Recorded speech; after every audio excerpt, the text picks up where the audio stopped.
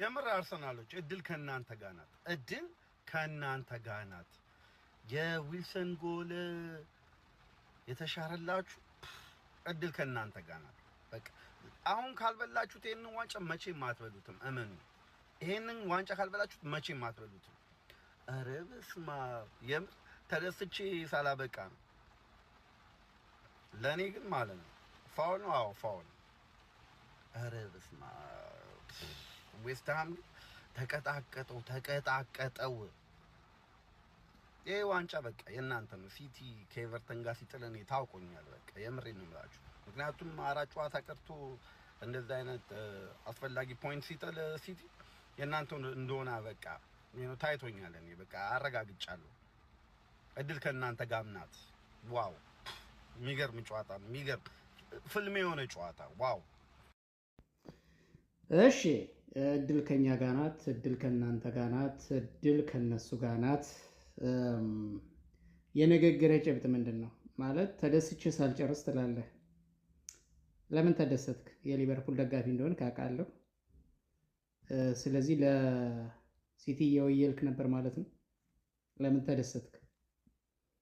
የመጀመሪያው ነገር እሱ ነው። ከዛ ፋውል ነው ትላለህ። ፋውል ከሆነ እድል ከእናንተ ጋር ናት ማለት ነው።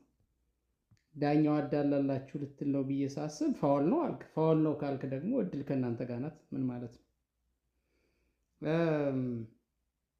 እድል ከእናንተ ጋር ናት ማለት በጨዋታ ተበልጦ ነጥብ ተይዞ ሲወጣ ወይም ደግሞ ዳኛ መድሎ ሲሰራ፣ እድለኝነት ማለት በእግር ኳስ እሱ ነው።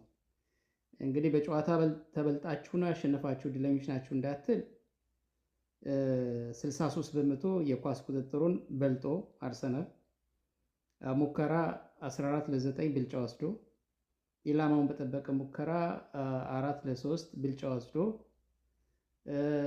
ኳስን በተቃራኒ የቦክስ ክልል ውስጥ በማንሸራሸር በኩል አርሰናል ለ25-16 አካባቢ ብልጫ ወስዶ እንደ በሁሉም ስታስቲካል መረጃ ብትሄድ አርሰናል ብልጫ ወስዶ ነው ያሸነፈው።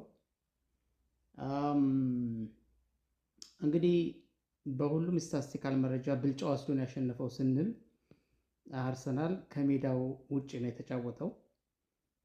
ዌስትሃም በሜዳው ነው በደጋፊ ፊት ነው የተጫወተው። በዛ ላይ የሞት የሽረት ጉዳይ በቃ ማለት ልክ የፍጻሜ ጨዋታ አለ አይደለ? ልክ ዋንጫ ለማንሳት ለፍጻሜ የሚደረግ ጨዋታ በዛ ልክ ላለመውረድ ስለሆነ ህልውናውን ለማቆየት ስለሆነ በዛ ልክ ተዘጋጅቶ ነው።